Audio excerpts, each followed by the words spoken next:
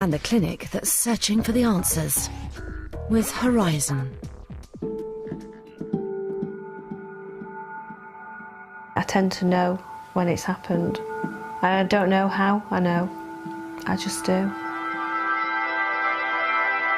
And I go for a scan and there's no heartbeat. You expect it to happen. As soon as you get that positive pregnancy result, you're waiting for the miscarriage to happen. Miscarriage is the most common complication in pregnancy, but for some women, it's an experience destined to be repeated time and again. I feel like it's all my fault. Something about me that is defective. The challenge for medicine is to discover whether these women's miscarriages are simply bad luck, or whether they have an underlying cause. And I've often had people look me straight in the eye and say, so if you tell me that I should stop trying, I'll do what you say. And I don't think I ever have done. Filmed over the course of a year, Horizon follows 3 couples who went in search of answers, in the hope that their next pregnancy will succeed.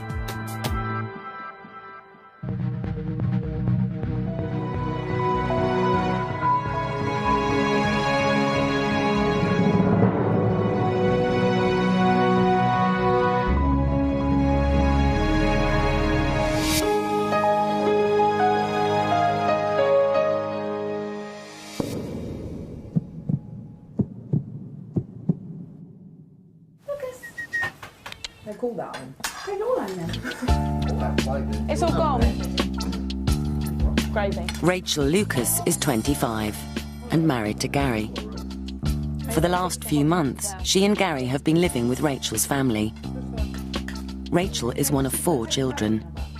I've got a big family that there's always kids coming and going, there's cousins, nieces, nephews everywhere. It's very hard for me and Gary, really, to imagine our life without a child. Over the last 7 years, Rachel has suffered 6 miscarriages. It was the first time that I fell pregnant. I didn't really know what was going on. It was quite awful because I didn't know what to expect, and it was completely natural. I saw everything. She kept it. She wrapped it in some loo roll. And she kept it, and she said, oh, I don't know what's happened, Mum, what's... And I actually held it in my hand, and I knew that was my grandchild. It wasn't just a bit of, bit of nothing.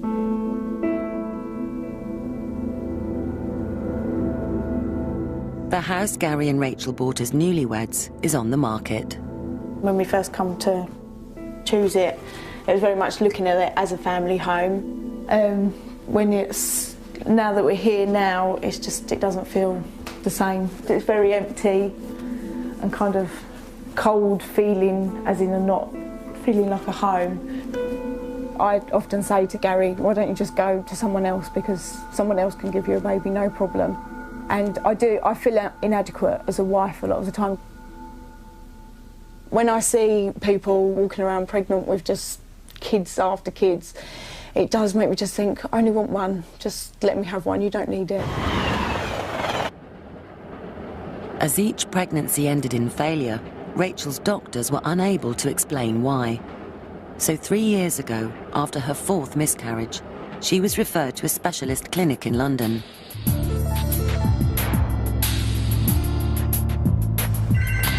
Recurrent Miscarriage Clinic can help you. To be referred to this clinic at St Mary's Hospital, couples will usually have experienced 3 or more miscarriages. Professor Leslie Regan and a team of specialists are committed to finding out why 1% of women are destined to miscarry repeatedly. Okay, so why would she have been given the steroids? Yeah, to mature the baby cancer. As head of a busy obstetrics and gynecology department, understanding miscarriage has become a central part of Leslie Regan's working life. I kept finding myself in the middle of the night talking to couples who'd just lost a baby and not really knowing what to say to them. And I went to the textbooks, and it wasn't very convincing there either. And I started to get quite interested in what was obviously a very common problem, and why it was that some couples went on to have repeated miscarriage. 1,000 new patients arrive at Leslie Regan's clinic each year, hoping to find out why they cannot carry a pregnancy to term. It's 6 months since Rachel was last at St Mary's. She has just discovered she's pregnant for the 7th time.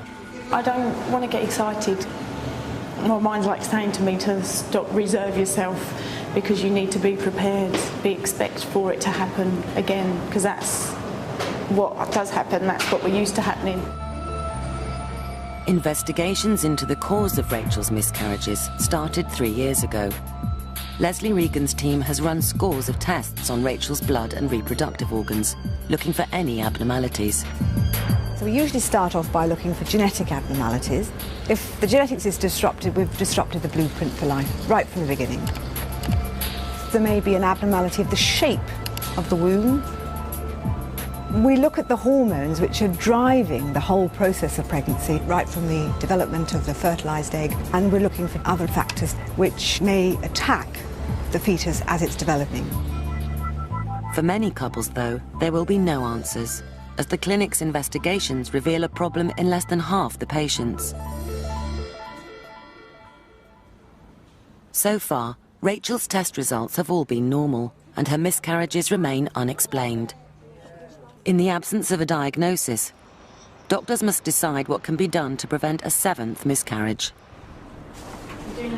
We're going to do the internal scan just so we can have a nice close look at what's happening. Rachel's pregnancies have all been lost in the early weeks, and her doctors believe the embryos haven't been implanting properly. Implantation is the bedding in of the tiny little embryo into the womb wall. And the way in which the implantation is carried out and the quality and the depth of the implantation effectively dictate all of the rest of the events of pregnancy. Rachel isn't quite 6 weeks pregnant, so it may still be too early to confirm whether the embryo she's carrying is alive. Just give me a few minutes.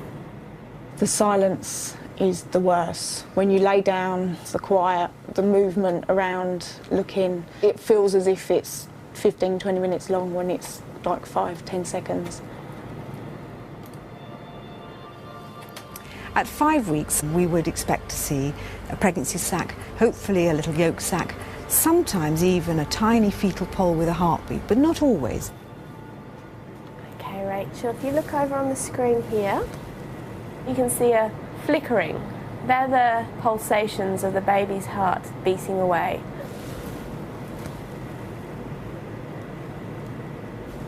Today I was convinced that it was going to be gone already. Do you like a picture? Please. Okay. There's been times that I've come when I've thought that everything's all right and it's not. So now it's more of let's just think that it's not all right, and then obviously the joy when it is.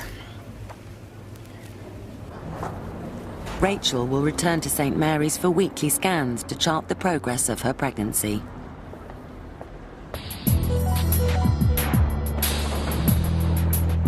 Many of Leslie Regan's patients travel long distances to be seen by some of the world's leading specialists in miscarriage, and for the chance of a diagnosis and a cure. The patients start being seen at 9, but we have a team meeting at 8:30. We have, blood samples from the women who've had miscarriage and their partners. We're also collecting tissues from the next pregnancy, doing various studies on emotional. Joanne Brown is 35.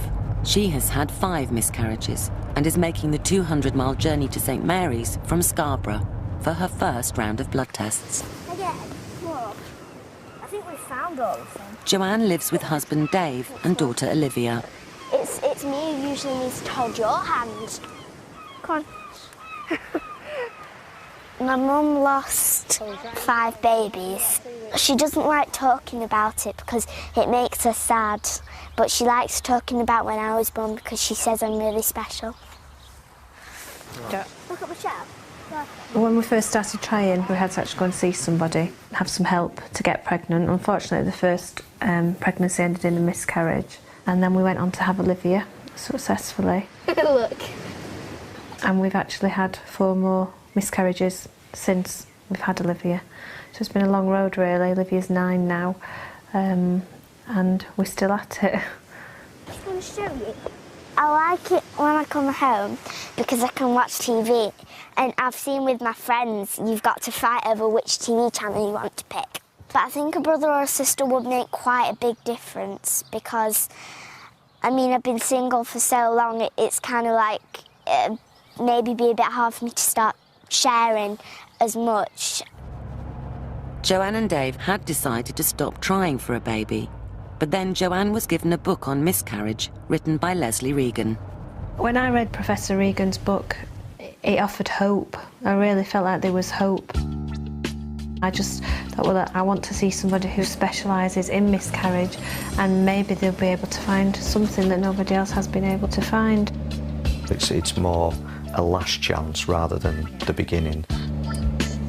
Joanne's blood will undergo the clinic's rigorous testing regime. When she returns to St Mary's for her results, she hopes there will finally be an explanation for her miscarriages. But you never ever forget the due dates, the day you lost it, the due dates. Emotionally, it's really hard. It's like a big black cloud. But, you know, you've got to go on with your daily life.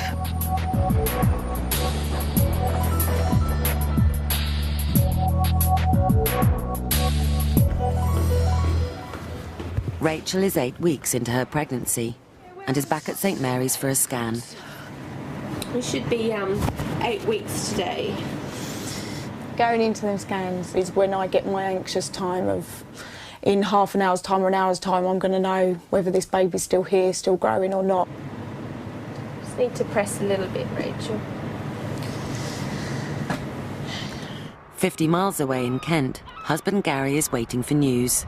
But each week so far, there's a bit of anticipation because obviously we're getting into a bit of unknown water. So it's quite, every week now is a longer week, so. Give me a minute or two to get the picture up.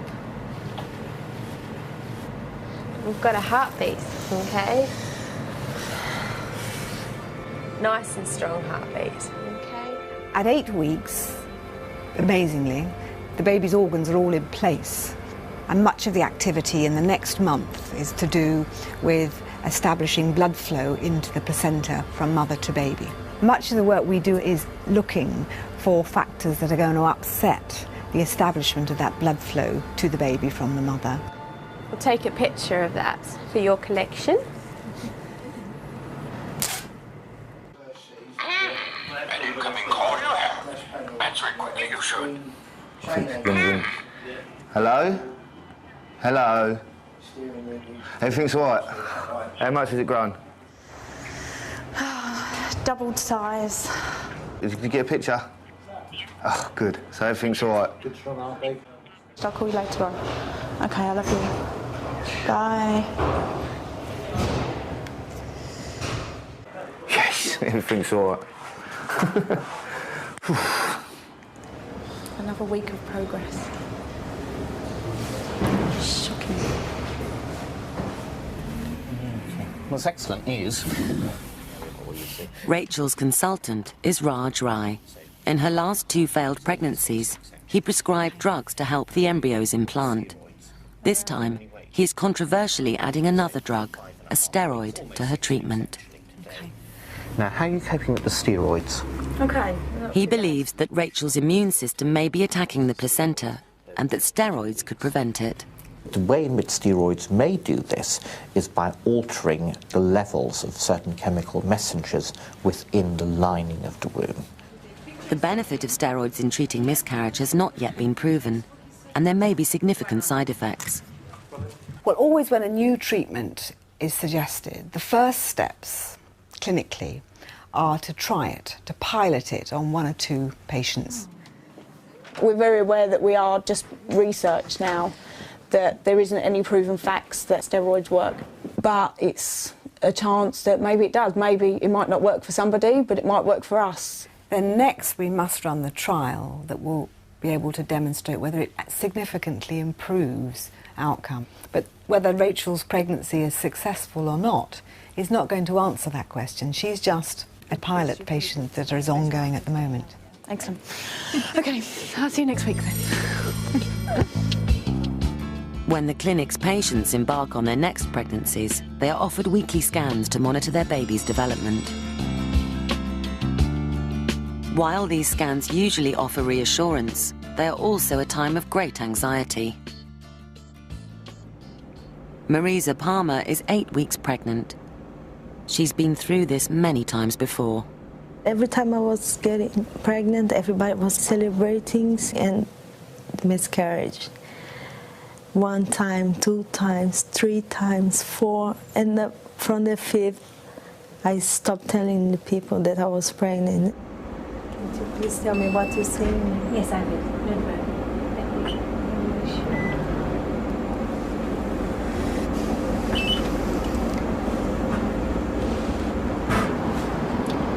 Marisa, I'm really sorry. I can't see a heartbeat there today.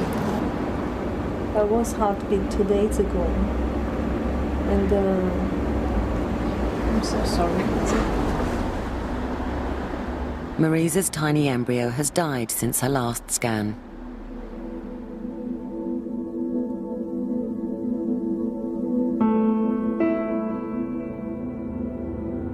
Because of so many miscarriages, I thought that this time would be easier.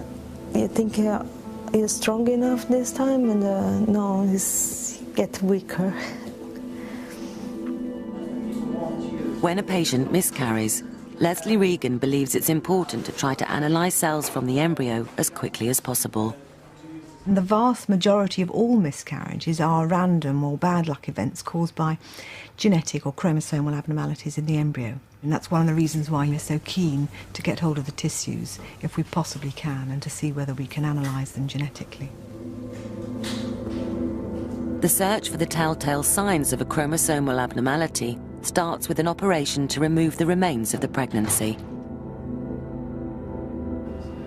Studying the chromosomes can only provide an answer for this one miscarriage. What it cannot do is explain Marisa's previous losses. It is only by analysing the patient's blood that a persistent problem may be identified.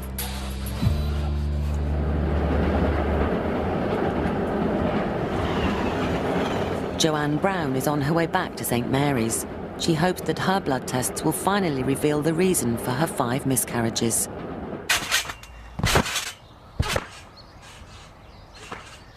She's very nervous, I know she is, apprehensive. I think the best outcome, in a strange sort of way, is that there's nothing wrong with her. But if there's nothing wrong with her, then we've got a decision to make as to really whether we try again and put ourselves through it again. We are conscious that our life goes on hold when we try, and we're very conscious of not perhaps giving Olivia quality time because we're too wrapped up in other things. I feel a big guilt, do feel guilt about that. A lot of guilt that I've missed out on, especially earlier years, that I've probably missed out on a lot because I've not been well. I feel guilty.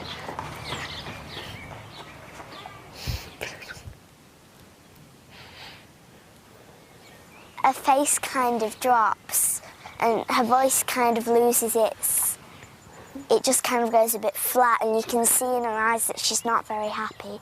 We get her some tissues first, and then we kind of sit and tell her that it's not her fault, because sometimes she thinks it's her fault. In just a few hours, Joanne will get the results of her tests.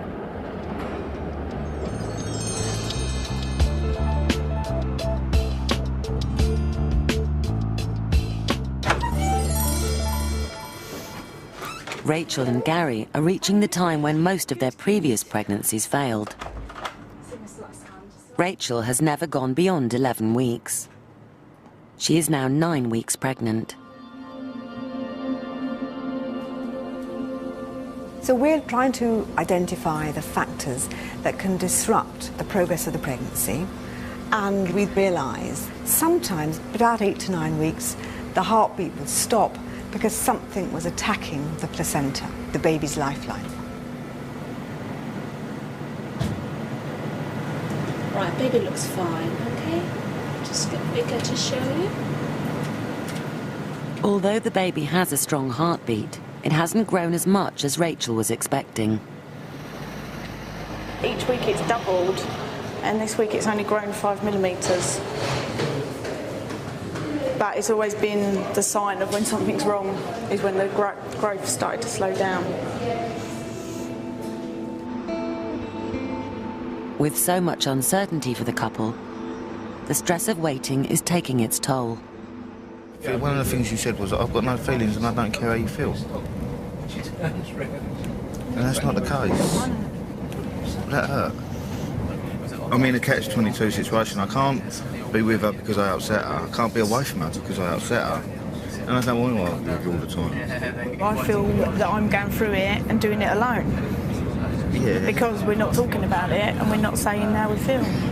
It's not been a problem in the past for us to talk, has it really?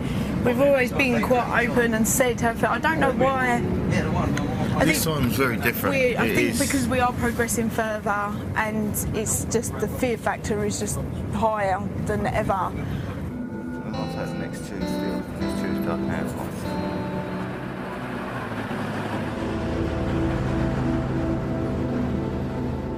3 weeks have passed since Marisa's latest pregnancy ended. Cells from her fetus have been growing in a North London laboratory. Genetic scientist Richard Ellis is checking if the fetus had any missing or extra chromosomes that could have caused the miscarriage. The chromosomes contain the genes, which is really the blueprint of how your body's made. So I'm looking at a single nucleus now from Marisa's fetus. And usually a normal individual would have 46 chromosomes. And counting the chromosomes, there are 47 chromosomes. And I can see that the extra chromosome is an extra chromosome 16. This is never seen in live-born individuals. So fetuses that have 3 copies of chromosome 16 would always miscarry very early in pregnancy. Hello, Marisa. How are you? You recovering? Yes. Leslie Regan can now let Marisa know why her last pregnancy miscarried.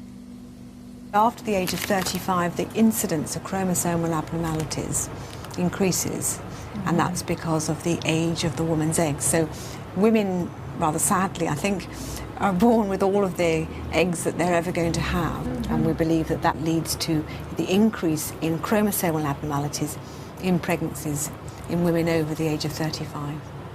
So I know that doesn't give you back the pregnancy that you wanted to be successful, but I think what it does do is provide us with a very black and white reason for why you lost the pregnancy. One-off chromosome abnormalities in the fetus account for about half of all early losses, and most women at the clinic are likely to have suffered some so-called bad luck miscarriages.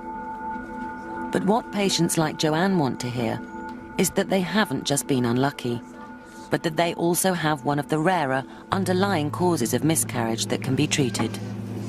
Most couples come along to the miscarriage clinic thinking that someone is going to wave a magic wand and make it all right, and I just wish that could be the case. They've already been looked at very carefully by lots of other doctors and clinicians, and it's very difficult to, if you like, give them a black and white answer and a cure to go with that diagnosis, and then everything to go smoothly again.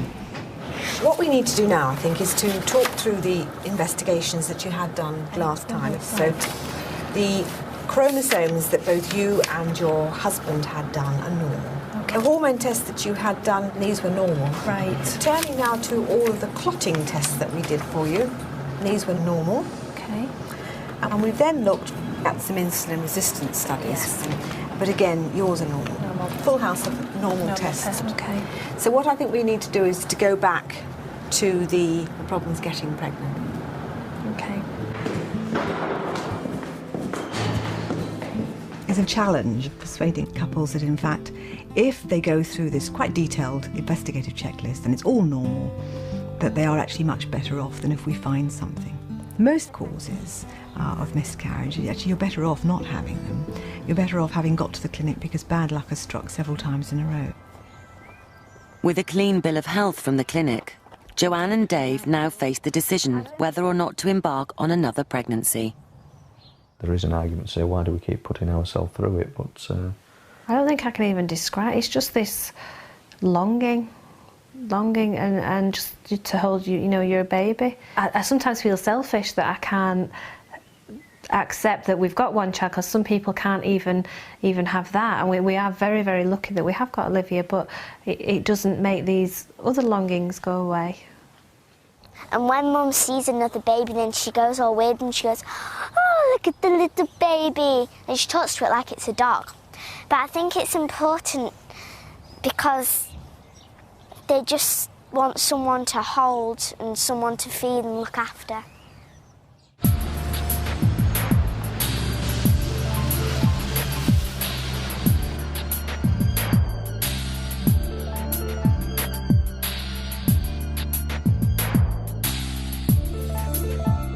As Rachel reaches the 3-month mark, she's adjusting to the idea that this pregnancy may succeed. I do feel as if I am pregnant now, and obviously this is the furthest that I've gone, and I am feeling pregnant every day. The anxiety is not as powerful as it was. See, I do have a husband, really. Rachel and Gary have entered unknown territory. At 13 weeks, this pregnancy has lasted 2 weeks longer than ever before. From the beginning of the second trimester of pregnancy, there are a variety of things that could disrupt the placenta's function. There could be immune factors that attack the placenta. There could be blood clots deposited within the placental blood vessels. And of course, we mustn't forget that even at later stages in pregnancy, there may be chromosomal or genetic factors that suddenly kick in and mean that that pregnancy can no longer continue to develop.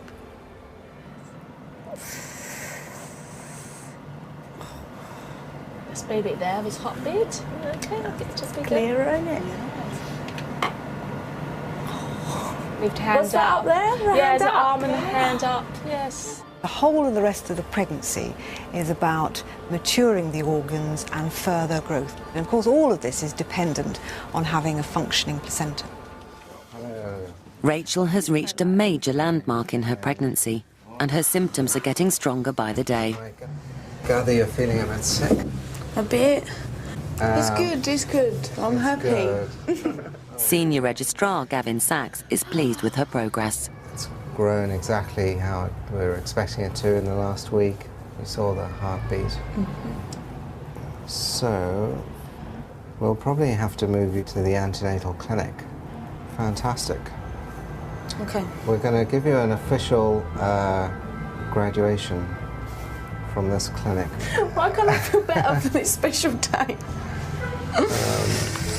Pregnancy is pregnancy, isn't it? Yes. You'll probably feel even worse later on. That for us was such a milestone to get to, something that we'd never got to before, and to be there, it just felt so good. And then we just went home normally, and we went out for dinner, didn't we? And then I watched DVD and went to bed. Don't talk about it. You don't want to talk about it? You can talk about it. She'd woke up during the night and she had bad pains. She went back to sleep, woke up again about 4:30, and it had been like someone come into bed and cut her throat. There was that much blood, just everywhere, just blood. And that's it. Our immediate reaction was we looked at each other and just started crying and held each other. No one needed to say anything. And at that time, you're kind of just thinking, right, okay, I need to plan now what's going to happen with work, what I've got ahead the rest of the year to kind of get you through it. And then you've got to kind of think, oh, how many people had you told that you've got to tell? Just planning all that out. We phoned up St Mary's and they said, come straight up there. We didn't even hang about too long, did we, at St Mary's to get scanned straight in there. Despite the bleeding, the scan shows that the baby is alive. Rachel and Gary need Gavin Sachs to explain what is happening. So, Rachel, I hear you've had some bleeding. I'm sure it was very scary, but the scan you've had today shows everything's okay. So the heartbeat is there, it's still in the right place, etc. And bear in mind is that if you've had an internal scan, the actual scanning probe may have, just rubbed against the cervix. It can often bleed quite easily, in fact. I'm glad there is a possible explanation which has nothing to do with the pregnancy miscarrying. Okay, well done. Listen, it's good. It's good news, okay? Many pregnancies bleed like this and carry on. So you have to be reassuring, because that is the ultimate thing, is what's on the scan. When we did find out that everything was okay, it was so out of the ordinary, because that had never ever happened. It just didn't seem right. It didn't seem as if it was happening to us. I think positive. I think like everything will be all right and we'll have a baby this time next year. But Rachel can't. Rachel can't see it. Rachel don't let herself imagine things like that. Always look on the bright side of life. Mm-hmm.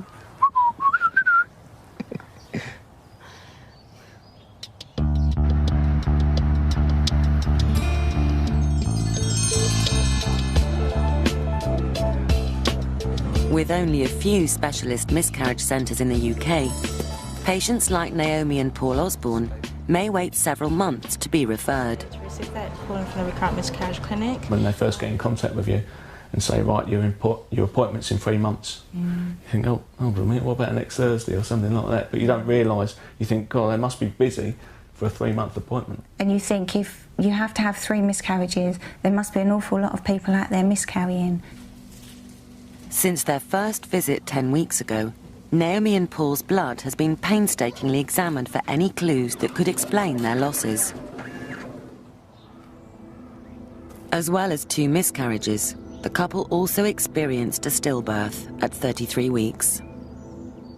There's nothing that can prepare you for a stillbirth. Nothing can prepare you for it. Every now and again I sort of have like a flashback of us when we're in the hospital, and a flashback of when Nomes has given birth. And that's a horrible thing. But it's something that I'll never forget. 33 weeks and 3 days. Was it? And the boy was 3 pounds in weight. Yeah, poor little thing. We'd like St Mary's to tell us what is wrong. Like every other couple like that is everybody else going probably there. Goes there. You want them to say, this is what's wrong with you, this is how we can help you. Naomi and Paul will see consultant Raj Rai for their results. Have a seat, Naomi. We've got all your results back, and I'll just go through those with you. You actually have a positive test for lupus anticoagulant. It's an antibody, which we find in 1 in 7 women. But if a woman has it, and you certainly have it, that's associated with a very high risk of miscarriage.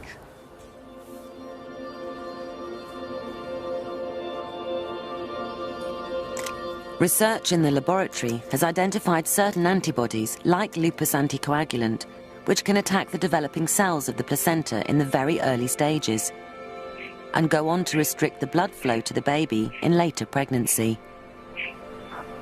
But the good news from your point of view, though, is that that is treatable with aspirin and heparin.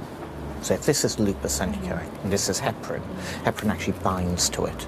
And by binding to it, it neutralises it. And with treatment, that really transforms your chances, about a 70% chance of a future successful pregnancy. Ideally, we should start treatment with a positive pregnancy test.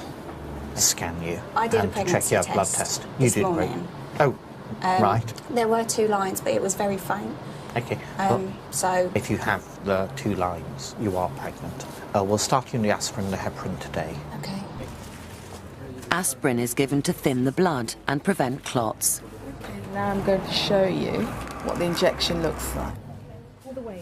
Daily injections of heparin should prevent the antibodies Naomi is carrying from attacking the placenta, and also thin her blood, to help it flow freely to her baby as it grows. Remove, keep your ridge of skin and remove. And I'll take the tool.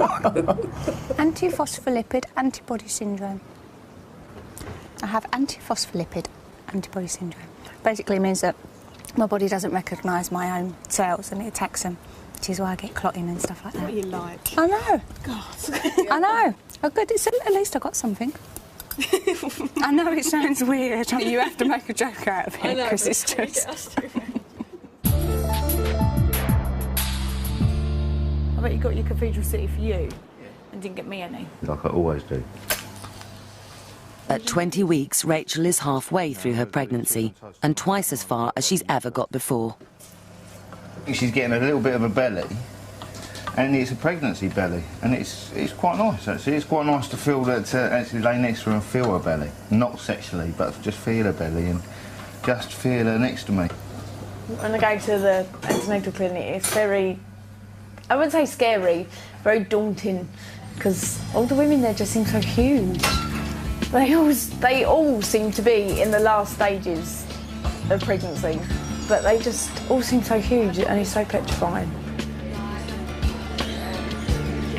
And I suppose I'm kind of in denial, like, oh, I'll never get that big. But it's realisation that actually I probably will. Baby's head is lying on towards your left side. It's only by 20 weeks that we can actually visualise every part of the fetal spine and the fetal bladder and the chambers of the heart. So this is a time when it's possible to diagnose serious abnormalities that may be a marker of an underlying chromosome problem. That's the baby's face there. Everything I've seen on the baby looks normal and healthy today, but see, these little darker areas are what are called venous lakes. Venous lakes are pockets of blood collecting in the placenta. Sometimes you could see quite big ones, and I can see quite a large one there.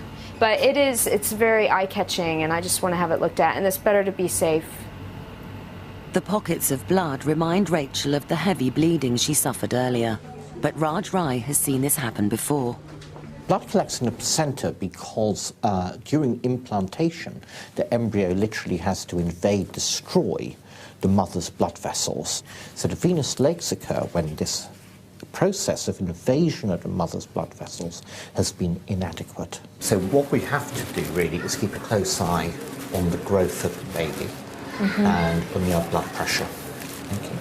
Just want to be normal. Everything else. As I said, I think what just alerts us is just to be a little more cautious. Yeah. Ricardo Miscarriage Clinic, can I help you? What area do you live in? So actually outside of our catchment area, so you would need to be referred by your... A week after she was diagnosed with an antibody disorder and began treatment, Naomi suffered her 4th miscarriage and has returned with Paul to find out why. So just basically going to do an internal, just look through both uterus nerves, just have a look. Make sure. The hospital did a hormone blood test to confirm whether I was pregnant, and I called the next day and they said yes.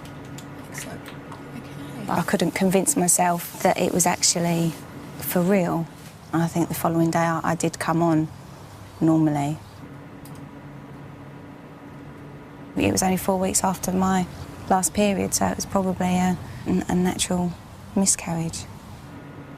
The scan confirms that there is no pregnancy tissue remaining in Naomi's womb to cause complications. Excellent. We went from being on a really, really big high to being totally depressed again. I don't think I'm very positive. You're not positive. You're not. And the overwhelming likelihood of this miscarriage is it was genetically abnormal, okay, which arises purely randomly. It doesn't matter if you were taking aspirin and heparin, that pregnancy would have miscarried. When do I start taking the heparin again? With a positive pregnancy test. Right, okay. But I think your chances overall of having a successful pregnancy together are actually pretty good. And now we've sort of started all over again to try and make her fall pregnant. It's a bit... The emotions all over the place. It's like a roller coaster. And you've got to approach it in a kind of fun kind of way. You've not got to try and think, you know, this is a serious thing and I'm desperate to get pregnant. I just try and enjoy myself. And I think if I enjoy myself, I can forget about it and not think about it. Because it feels kind of clinical. It feels like you're just having sex instead of trying to have a family. And it gets harder and harder every month, doesn't it? More and more stressful. The clock still ticks. Yeah, the clock ticks, the same thing happens. You go through all the same feelings of, well, am I going to come on, aren't I going to come on? I'm due to come on today at 11:30 this evening. So we're waiting. We don't clock watch. We don't clock watch at all. No.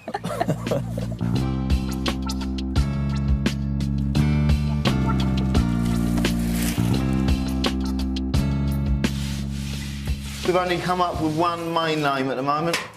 Now, whether it's a boy or a girl, no matter what, its middle name will be Bobby. Why Bobby? You don't really want to know, do you? Oh, West Ham. It's not just West Ham, is it?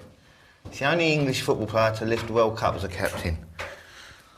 You are sad sometimes, Lucas.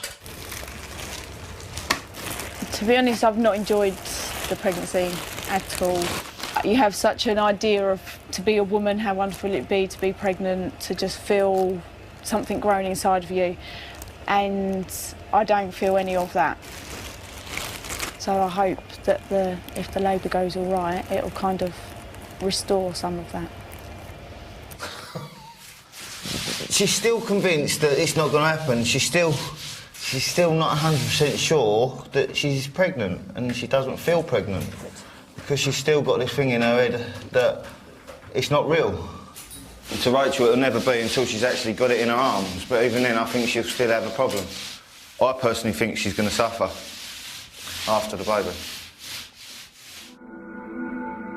Rachel is 35 weeks pregnant, but the recurrent miscarriage team are still keeping a close eye on her baby's growth. For many of the patients that we look after here who've had so many problems and disappointments in the past, when we get up to about 35 weeks, if there's the first sniff of a problem, we already start thinking about, well, perhaps we should consider delivering this baby earlier. So I suppose the adage there is it's better out than in sometimes. As Rachel and Gary approach the time when their first baby may finally arrive, other patients from the clinic are still waiting for their fortunes to change.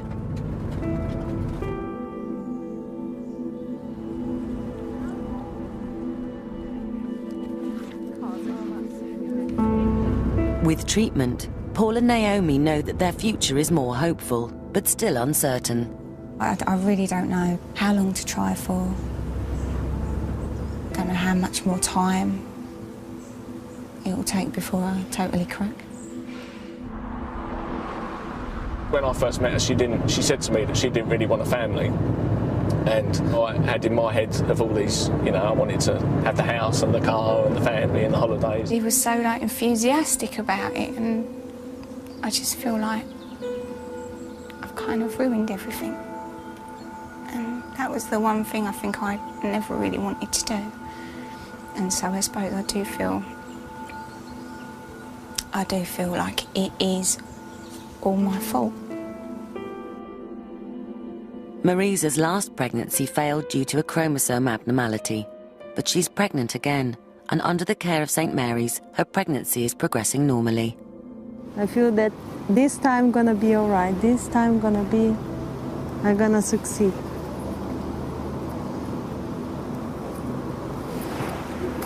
Let's see.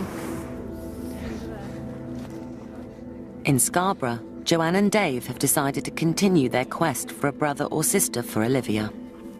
We've thought long and hard, haven't we, about what life will be like if we don't have a second child, and it's something that we will just have to accept and be thankful for what we have got. But it's a big reality that this is us, this is our family unit, the three of us, and you know, that's the probability really. Sometimes you do wonder why you are putting yourself through such turmoil for this child. You do wonder sometimes. Don't make you change your mind, mind you, but you do wonder why you're doing it. And you just hope that it all works out right in the end.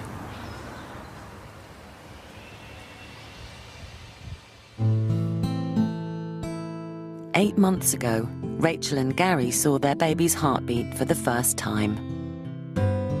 Now, after 7 years of trying, and with 6 miscarriages behind them, Rachel has been admitted to hospital to have her labour induced. I don't think we ever really thought it was ever going to really happen, did we, after all the stuff that's gone through? You can't believe it yourself. This was never the plan. I never thought I'd be going through pain. What was the plan? I don't know. Just thought she was going to go down Tesco's and pick one up off the shelf. I think I lost the idea of having a baby after a few of them, and now I'm just in denial still that it's going to hurt. I'm going to get a baby. I think I need to face it.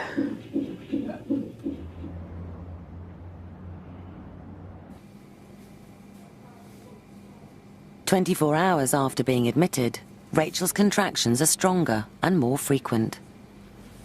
Her labour is finally underway.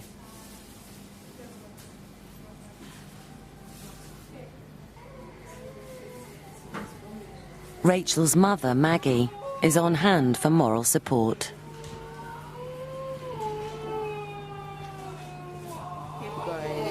Don't fight it, Rachel. Just keep go. Go with the flow. Go with the flow. You're doing really well. Breathe. Go with it. That's it. You can do this. No. Breathe. Breathe. That's it. There. Out. Big, deep breath. Big, deep. You can do it. Can't be much longer. Oh, that was a long one. Keep pushing, keep pushing, keep pushing, keep pushing. One more. Okay. Deep breath in, deep breath in. That's it. Time. That's it. Stop. Every last little bit of strength. Hey, there we are. Hello. Hey. Do you want to cut the cord? No, just... No? Okay. I'll do that. Oh, that's it. Nice, good try. Well done. There you are. Look what you have. Is it girl? Oh.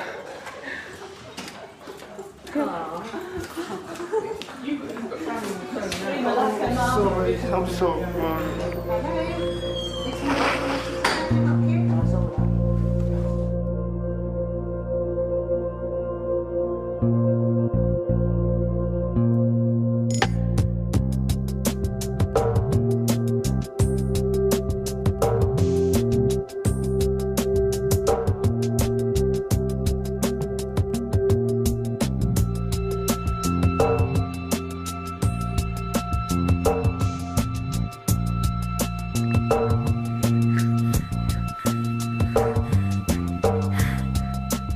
Look at her and kind of think, is she really ours?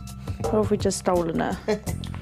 Everything that has happened just has gone because she's just replaced it all. This is us, completed. Next week, Horizon investigates the rise of intelligent design, a controversial new theory claiming to have scientific evidence for a supernatural creator of life on Earth.